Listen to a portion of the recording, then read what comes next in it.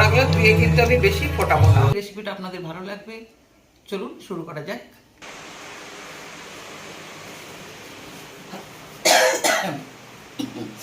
আজকে আমি বানাবো ছানার ডালনা, সম্পূর্ণ নিরামিষ।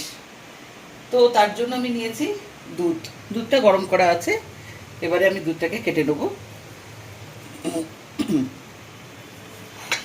আর ইনগ্রিডিয়েন্টস কী নিয়েছি একটু বলে দিই আপনাদেরকে। জল তো আছে, সঙ্গে আছে আলু এইভাবে কাটা ডোবো ডোবো করে। দুধটা কাটার জন্য আমি লেবু নিয়েছি, লেবু দিয়ে কাটবো। সর্ষের তেল, শুকনো লঙ্কা, তেজপাতা, গোটা জিরে, কালো জিরে। আজকে আমি গুঁড়ো মশলা দিয়েই রান্না করব। লঙ্কার গুঁড়ো, জিরের গুঁড়ো আর আদা বাটা, চিনি, হলুদ।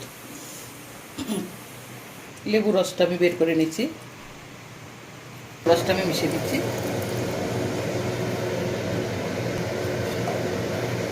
ছানাটা কেটে গেছে, এবার আমি এটা ঢেলে নেবো।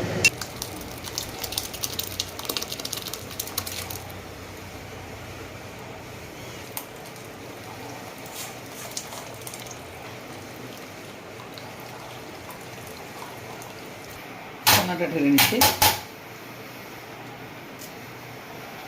দুধের ছানা।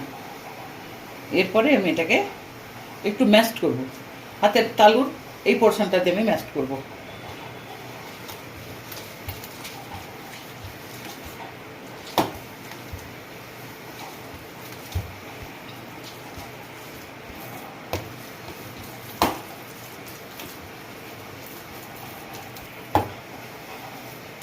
আমার ম্যাশ করা হয়ে গেছে। দেখুন, আগে যেমন ছানাটা কাটা কাটা অবস্থায় ছিল, এখন দেখুন ঠিক রসগোল্লা যেমন তৈরি করলে যেরকমভাবে কাটায় সেইভাবেই আমি হাতের মধ্যে এটা হাতের তালুতে ম্যাশ করে নিলাম।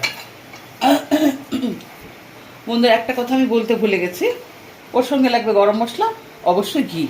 আচ্ছা, এর মধ্যে আমি দেবো প্রথমে নুন, দেবো নুন দিলাম। এটাতে আমি হলুদ দেবো না, একটু লঙ্কার গুঁড়ো দিলাম,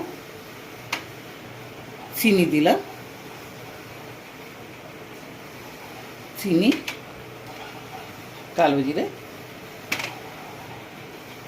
আর একটু ময়দা, সামান্য ময়দা।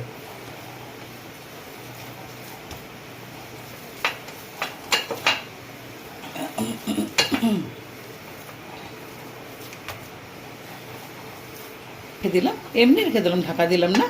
এবার আমি কড়াইটা গরম করব। এবারে আমি ছোট ছোট লেচি করে নেব।